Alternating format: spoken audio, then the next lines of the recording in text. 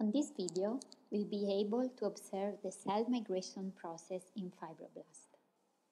Imaged in 3D and without any stain with Nanolize's new technology and product, the 3D Cell Explorer. On the left panel is represented the map in 2D. I'm scrolling through the cell in Z to see the 96 focal planes of the image. On the right panel, you have the 3D reconstruction as obtained with our software Steve. Each color corresponds to a different refractive index range in the cell. We can clearly distinguish the cells still alive, which have a flat morphology and they are adherent to the bottom of the dish, from the dead cell. We can see a dead cell on the bottom left. It has clearly lost its morphology and became round. On this video, we'll be able to observe the cell migration process.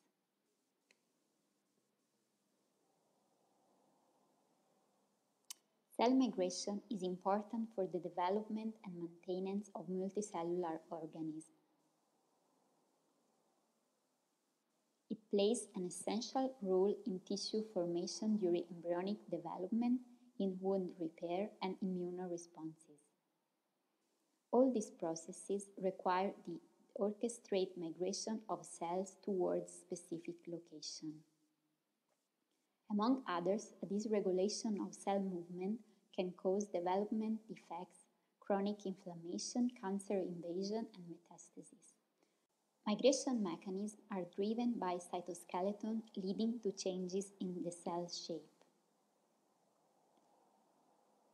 Cell migration is the result of extracellular cues acting either as attractants or repellents. Let's analyze in detail what is happening on this video.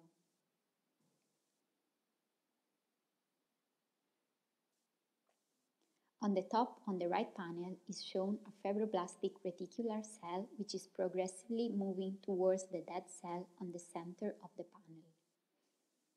The fibroblast migrates on the surface by forming lamellipodia actin-rich extension at the leading edge of the cell.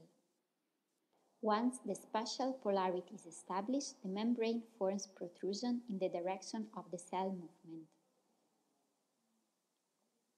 Firstly, actin polymerizes, providing the pushing force required for moving forward the cell's front edge. The microtubules provide the contractile forces for the trailing edge retraction.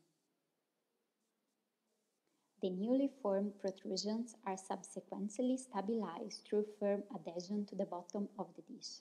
The process repeats cyclically. Firstly, we can observe the organization of actin filament structures at the leading edges, followed by the adhesion assembly. You can appreciate how the refractive index changes at the leading edges while these processes are ongoing.